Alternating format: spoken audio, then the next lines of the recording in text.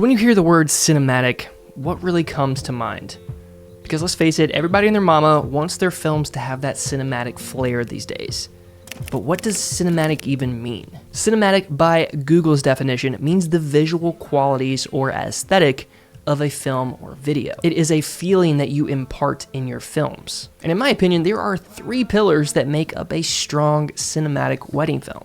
And those 3 elements are 1, a good location, 2, a charismatic couple, and 3, a good story. And while these 3 pillars will definitely make your film stand out and leave a stronger impact, today's video I want to offer 10 cinematic techniques that you can use to make any wedding film cinematic. How about that? But before we get into that, let's thank today's sponsor of this video, Uncut Gems. Uncut Gems is a high-quality video editing service that can take your films to the next level, all while saving you time in the process. They have been a huge help for me in my business this year by saving so much time, and right now you can get 65% off on your first order. So head over to uncutgems.com and use code WAYWARD65 at checkout so that you can kick backlog in the face and get back to being excited about your business. And check the link below in the description so that you can adopt 3 dogs. Back to the video. Tip number 1 is contrast. The best way to create intrigue and meaning to your frame is by utilizing contrast within your shots. Let's first take a look at what contrast means as it pertains to filmmaking. Utilizing contrast is a film technique that allows you to create meaning, to create mystery, and elevate the characteristics of your frame. And the practical ways that you can do this is by incorporating shadows, light, and color into your compositions. All of these elements are going to affect the mood and the tone within your story, and one of the easiest and cost-effective ways of adding more contrast to your film is by utilizing natural light, which leads into tip number 2, and that's going to be to film on the shadow side. This is going to allow you to get more depth and contour on your subject's face. So when you walk into a room, check to see where the natural light comes in, and position your subject so that one side of the light hits their face, and then film on the opposite side. And keep in mind, this is just a tip to add that cinematic flair to your frame, but as we know in the world of weddings, the situation doesn't always cater to the cinematic rule.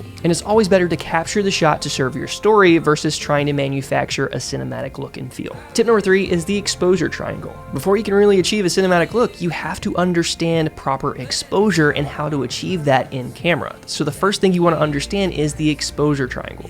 And that involves your ISO, your aperture, and your shutter speed. Aperture is measured in f-stop or t-stop depending on your lens, and it adjusts the light intake and influences the depth of field. In essence, how you achieve a blurry background. A lower number is going to increase the light in depth, while a higher number is going to do the opposite.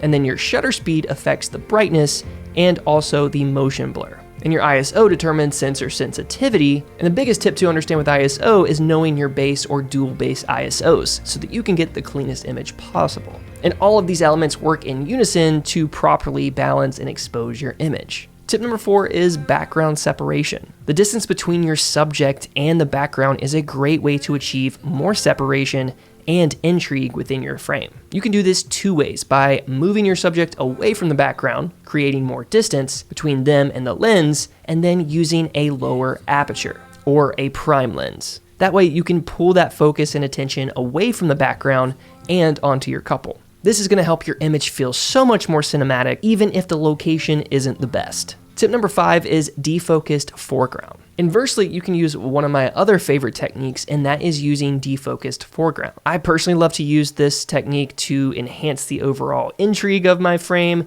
and you can do this by filming through people, through trees, through objects, whatever is available to you to create more interest within your frame. Defocused foreground is great to create more space and remove any unwanted artifacts from your frame, especially if it doesn't cater to the overall aesthetic. It's also important to note to be mindful of how you use these shots, because they can also be misread, especially if it's not influenced by the story. Sometimes these shots can look more horror film-esque, like a creeper's just hiding in a bush somewhere, capturing a first look. So you do want to be mindful of how and when you use them. As long as you're using it in a way to influence the story and create more intrigue, then you're going to be in good shape. Tip number 6 is camera movement. Your camera movement can help motivate emotions and best serve the story you are telling.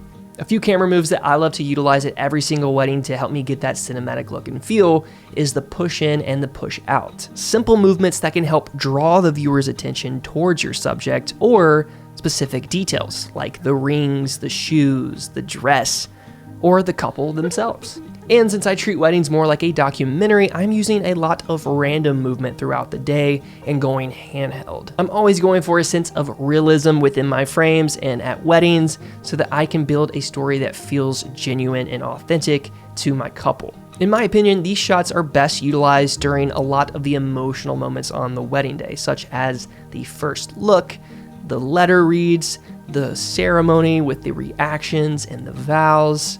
But I will say, just be careful with using too much random movement because it can be distracting and disorienting to the viewer and to the story, especially if you're not being intentional about it.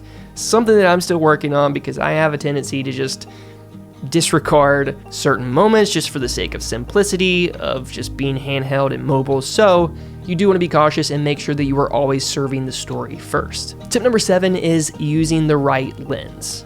Now, when it comes to creating the cinematic look, prime lenses are going to be a lot better to achieve that separation and that depth of field, that beautiful bokeh.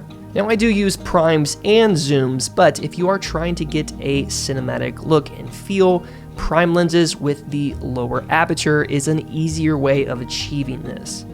Zoom lenses at 2.8 still gives you nice separation, but it's not as good as a 1.2 or even 1.8. So if I had to pick between primes versus zooms, primes ultimately win. Color evokes emotional and psychological responses in film and is an incredibly powerful tool in how we can enhance the story we are telling to create a memorable visual experience. The colors we use to correct, grade, and shift is directly responsible for the feelings that we are imparting on our viewer. Red equals passion and love. Blue is wisdom, hope, and peace. Green symbolizes nature and growth. Yellow is hope, joy, danger. Orange is warmth, kindness, and joy. White is truth and indifference. And black is noble, mysterious, and cold. And that's why my LUT pack, the Unveiled LUT Collection, caters more towards the orange and the red color palette to give you that warmth and passion and joy. So if you are looking for a LUT pack and you're interested in those, you can find those in the description below. But at the end of the day, color is subjective and it makes different people feel in different ways. But I think understanding the color psychology and how it affects your emotions and the human mind and how we interpret things and feel things is one key to the puzzle of creating that cinematic look. Tip number 9 is framing. Every decision you make directly affects how the viewer will feel and perceive the moment unfolding in your film. Considering every frame with purpose and intention will lead to a more powerful story. So try this at your next wedding when you're framing up your shot. Think about the couple. Will they be able to freeze this image in time? Will they want to freeze this image in time, print it out, and hang it up in their house somewhere? If the answer is yes, then it is deserving of you capturing it. But if the answer is no, then maybe you should think about how you can frame and shift things to make this more interesting and emotional for the couple. Just having this mindset will help you think through your shots a lot more deeply instead of just kind of mindlessly going through the motions on the wedding day.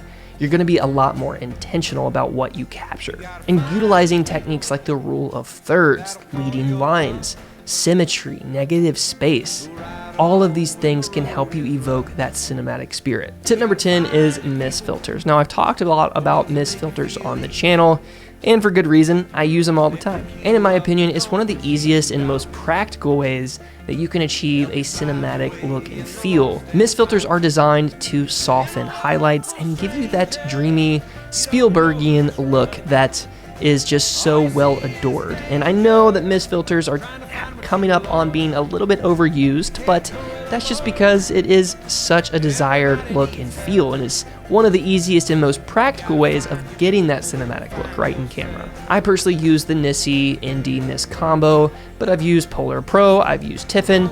All of these are really great choices, so if you're interested, you can find the products in the link below to pick some up for your next wedding. The best strength, in my opinion, is the 1/8 because it's super subtle. It's not too much halation, it's just the right amount. to give you a nice balance of soft highlights, contrast, and cinematic tone within your frame. Well, that's my 10 tips for getting the cinematic look in your wedding films. Hope you guys found this video helpful and valuable in some way. If you did, it would mean so much if you consider liking and subscribing. Drop a comment below if you have other techniques that you've used and picked up along the way. I'd love to hear from you, so until next time, keep creating and telling beautiful stories. Peace.